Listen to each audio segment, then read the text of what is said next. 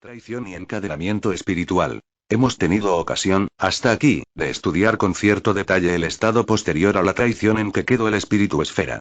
Sabemos ahora que, luego de operar sobre el único punto de conciencia exterior, figura 1, se produjo una reversión del cuerpo esférico que exteriorizó el rostro espiritual y proyectó el yo sintético al infinito. El espíritu esfera pasó entonces a un estado de desorientación absoluta o confusión estratégica en el cual le resulta imposible tomar conciencia o advertir su extravío.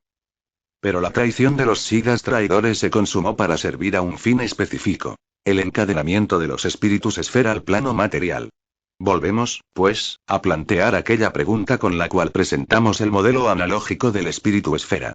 ¿Cómo se encadena a la materia, a lo efímero de la vida, a las variaciones de la naturaleza, a los ciclos de vida y muerte? ¿Cómo se encadena, repetimos, un espíritu eterno a esa ilusión?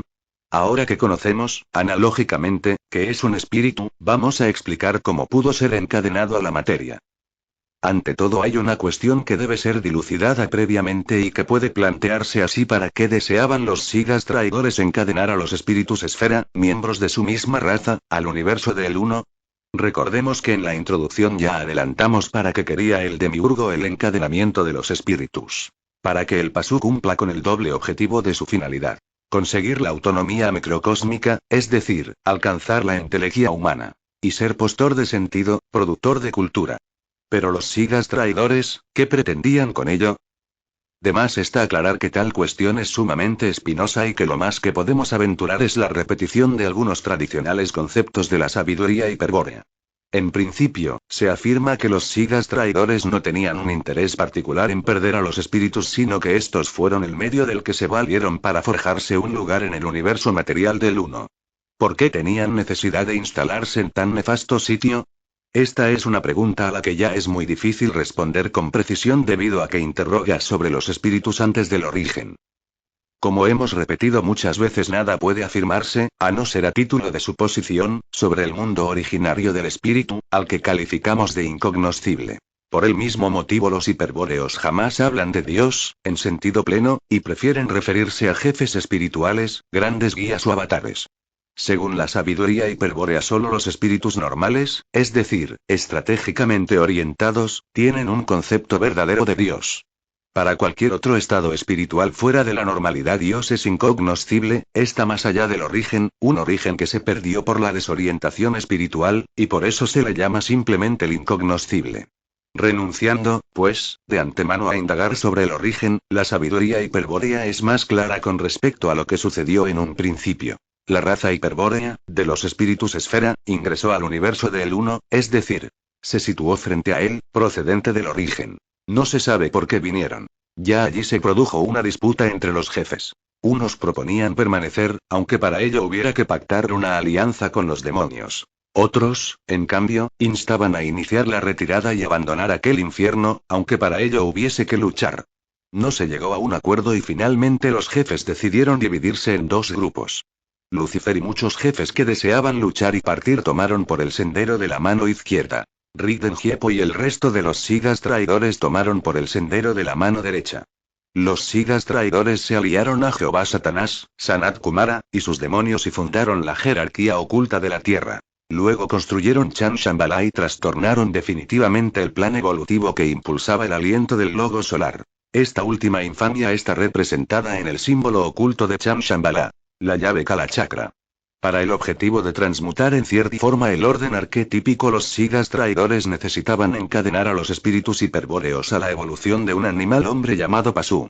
Ese es el verdadero motivo de la traición: la utilización. Finalmente gran parte de la raza fue encadenada al dolor y al sufrimiento del karma. Solo quedaron libres una multitud de espíritus femeninos que no pudieron ser engañados. Ellas fueron quienes llamaron a Lucifer para que acudiera en socorro de los espíritus cautivos. Lucifer regresó al infierno por lealtad a sus compañeros. Y para salvarlos entregó el Graal a los sigas de Agartha. Para divinizar los linajes hiperbóreos y guiar a los viryas hacia el espíritu y, desde el espíritu, hacia el origen. A los sigas de Agartha se los conoce, desde entonces, como sigas leales. No es mucho más lo que nos dice la sabiduría hiperbórea, pero, de todos modos, ya tenemos declarado el motivo de los sigas traidores. Necesitaban encadenar a los espíritus para utilizarlos en la evolución del Pasú. Este motivo, que ya expusimos en varias oportunidades, iba a poner en juego un colosal despliegue de infernal imaginación e ingenio y, por supuesto, de increíble sabiduría.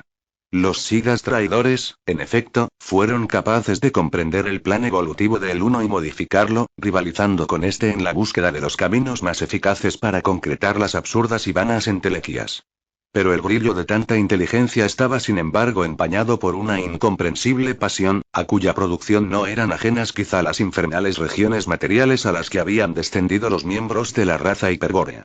Si esto último fuese cierto, entonces tal vez la traición haya sido el efecto de una especie de locura desconocida anteriormente por los hiperbóreos. De cualquier manera, sea cual fuese el origen de la locura, lo cierto es que la pasión estuvo presente desde un comienzo en los actos de los Sigas traidores. Ello se comprueba especialmente en el sistema inventado en principio para modificar a la raza Pasú y adaptarla a los espíritus a encadenar, pero que luego se empleó toda vez que fue necesario para acelerar la evolución de la humanidad. Tal sistema consiste en producir, con el concurso de una suerte de ingeniería arquetípica avanzadísima, un cuerpo humano entelequial o prototipo Manu. Dichos cuerpos son animados por los mismos Sigas traidores quienes, así encarnados, realizan toda clase de hechos confundidos entre los seres humanos comunes. De este modo, en el curso de los milenios, han intervenido sistemáticamente en la diferenciación y selección genética de toda raza o subraza humana. Ellos han sido quienes forjaron la estructura híbrida del Virya, mezcla genética de Pasú y divino hiperbóreo, y lo hicieron con el claro propósito de crear un vehículo adecuado a la encarnación de los espíritus revertidos. La pregunta obvia, sin dudas, es: siendo los Sigas traidores miembros de una raza hiperbórea espiritual, y habiendo declarado, como lo hemos hecho, que creaban cuerpos humanos entelequiales para animarlos y actuar entre los hombres, ¿cuál es el verdadero aporte hiperbóreo que ellos han introducido en el Pasú? Respuesta: la mine. Por eso decíamos más atrás que toda la obra de los Sigas traidores denota una gran pasión. Sin pasión no hubiese habido memoria de sangre, herencia hiperbórea propiamente dicha. Si en el apareamiento entre los seres extraterrestres y los terrestres pasúes solo hubiese intervenido el aporte genético del prototipo Manu, el encadenamiento de los espíritus esfera habría sido imposible. Esta terrible afirmación significa que en el sistema inventado por los Sigas traidores para encadenar a los espíritus la pasión era un ingrediente esencial. La pasión impregna toda la obra de los Sigas traidores, pero es, naturalmente, en el contacto sexual que estos han efectuado asiduamente con la raza humana a donde ella se manifiesta con mayor claridad, y la prueba está en el hecho de que hoy día prácticamente ha desaparecido el tipo puro del Pasú.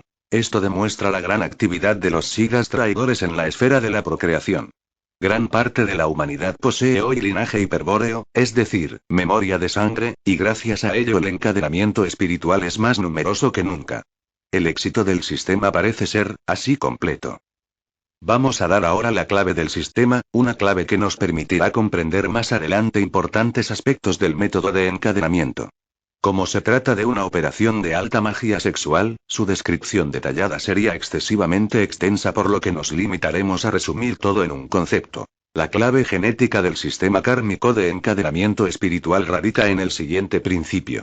Cuando el Manu se aparea sexualmente con miembros de la especie humana, con el objeto de fundar una estirpe de la cual han de descender pueblos o razas, actúa secretamente durante el Maituna, concentrando su voluntad en plasmar, en su cónyuge, una imagen del origen del espíritu hiperbóreo. Así se constituye en la memoria de sangre el recuerdo del origen, el cual es una auténtica herencia perpetua del Manu Siga traidor. Y se plasma en la sangre y no en cualquier otra substancia, porque la fuerza plasmadora empleada es la pasión.